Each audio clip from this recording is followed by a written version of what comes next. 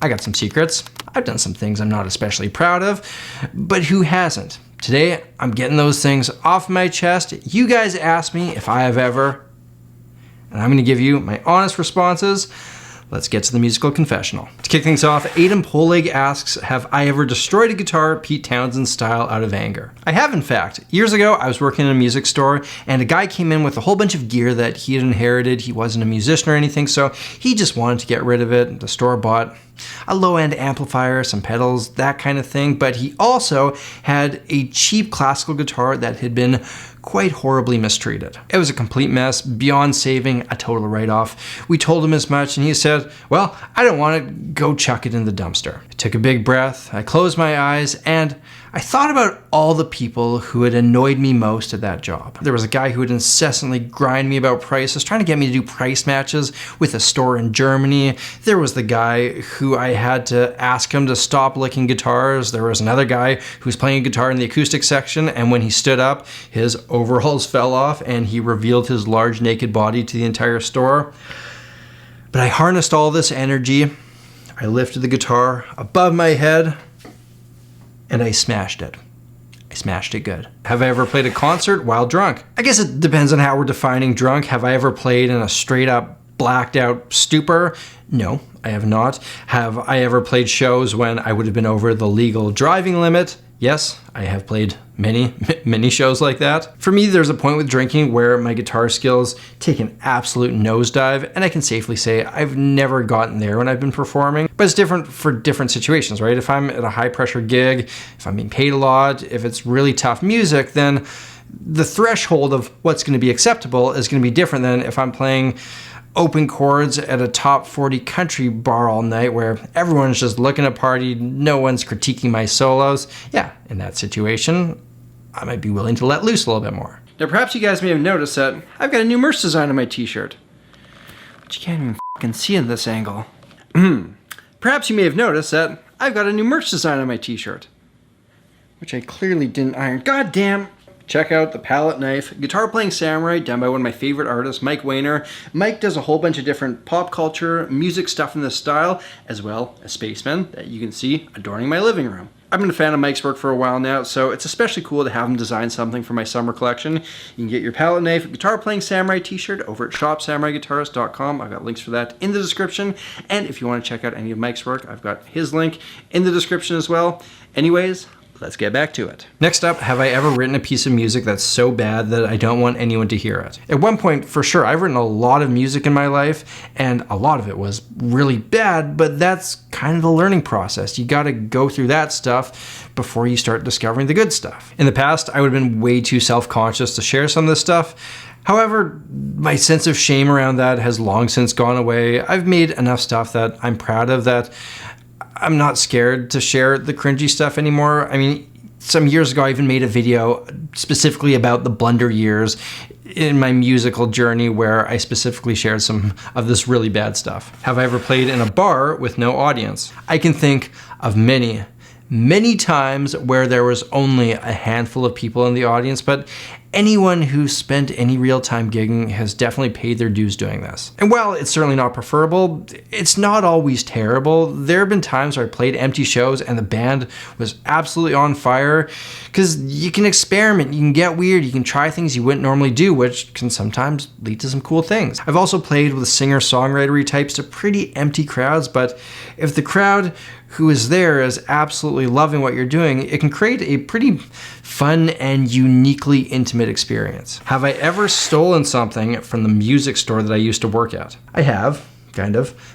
There was an unspoken rule amongst employees at the time that stuff like guitar picks, guitar strings, and magazines were freebies to us because they weren't tracked in the inventory system. Anytime I'd ask one of the guys to ring this stuff out for me, they would just put it in a bag and say, here you go, have a good night. And so I started doing that for the fellow employees as well. This was nearly 20 years ago. I suspect times may have changed, and this only really worked because nobody took advantage of it. But yeah, I guess technically I was stealing from the store, but it also wasn't like I was sticking a Les Paul down my pants and walking out the door with it. On a related note, have I ever stole a guitar pick? I was in a guitar store in Tokyo and I didn't have a guitar pick with me, but I wanted to try this guitar that was there. I figured that every guitar store was as loose as the one that I had worked at when it came to stuff like picks, but here's a life lesson. Nothing in Japanese society runs especially loose. So I went, grabbed a pick from the pick display, went to play the guitar, and I realized there was actually a bowl full of like demo picks over off to the side there. I'm about to kick off my jam when an employee comes up to me and gives me some fairly heated Japanese words. I don't speak Japanese, he doesn't speak English, but he's pointing at the pick, so I just assume he saw me take it from the display. That's not allowed, so, you know, fair play, my bad. But I'm trying to tell him, like, I'm sorry about that. Do you want me to put this pick amongst the demo picks over here or something? But as soon as I make that motion, he starts apologizing to me, and I think he thought maybe I was saying that I had got the pick from there, but he's really apologizing. It's like he feels a lot of shame about this whole thing, and I'm like, no man, this is totally my bad. I'm in the wrong here, but neither of us speaks each other's language to any real extent, so yeah, we both kind of left that encounter feeling pretty bad. So the takeaway here, look for the pick bowl. If you can't find it, ask for the employees, and I should probably start up my Japanese lessons on Duolingo again. Moving on, have I ever played Coldplay when alone? Yeah, I went through a Coldplay phase when Viva La Vida came out, and I'm sure I must have learned some of the songs on my own. Is Coldplay considered a shameful band these days? I mean, I know they leaned pretty hard into the pop thing, but there was a time there where they were kind of respected, I think. Have I ever pretended that I couldn't play guitar and then surprised everyone with my prowess? No, definitely not. I'm not sure I can imagine something that would be less cool than doing that. Have I ever sabotaged another musician's equipment? It was one of those nights where it was an empty room. I was playing with a band that I used to play with quite a bit, and my good buddy was on bass.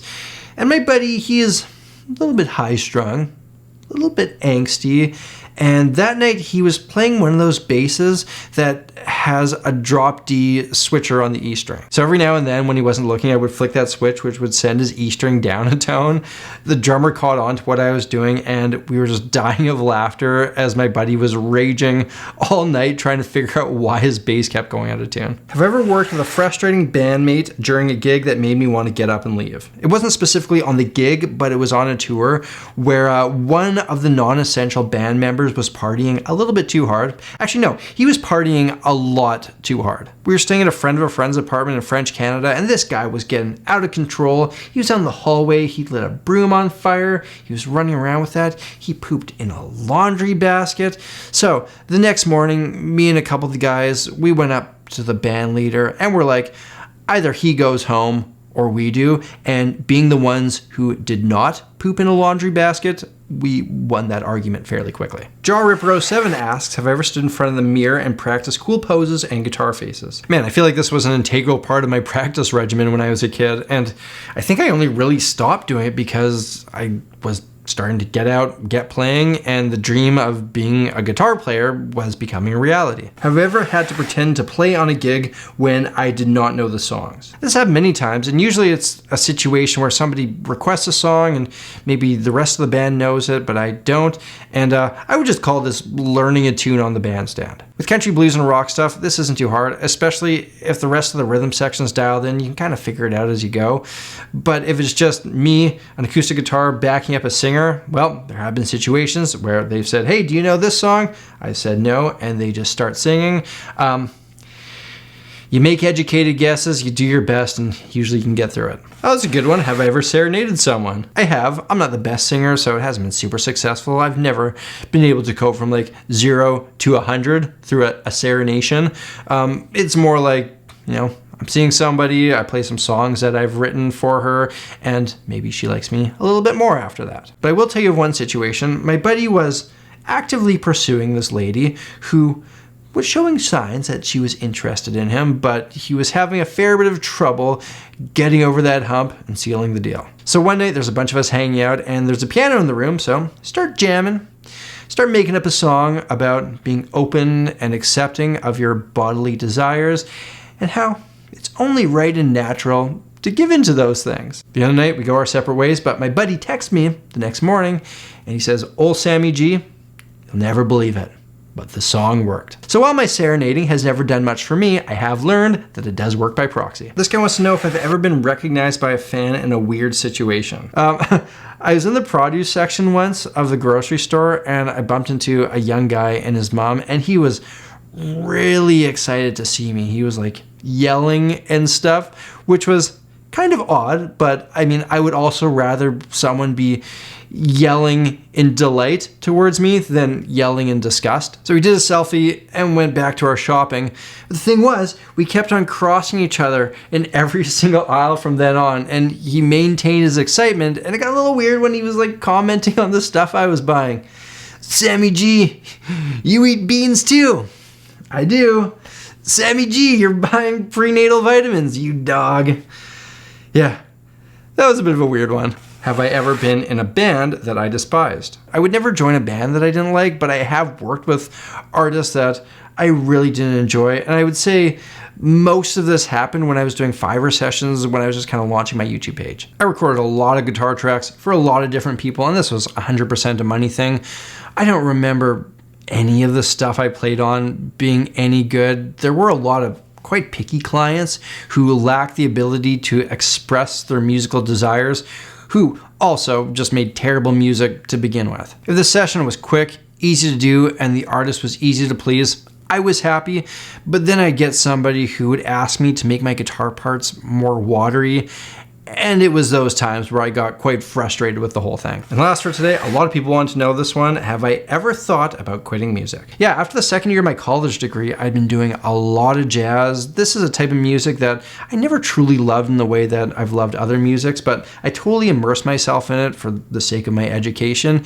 And after a couple years of that, I was just totally burned out on it. I wasn't sure I wanted to continue down the musical path, and I thought, hey, maybe I'll go be a lawyer, because law school is one of the few things that will accept my 2 years of a music degree for their prerequisites. I thought about it a bit longer, and I decided that I was going to finish my degree, but I was only going to work on music that I loved, not music that I felt obligated to be working on. And fortunately, with the way that the degree was structured, the third and fourth years allowed me to do this. I figured that if I finished my degree and I still wasn't happy, I could always go and do law school.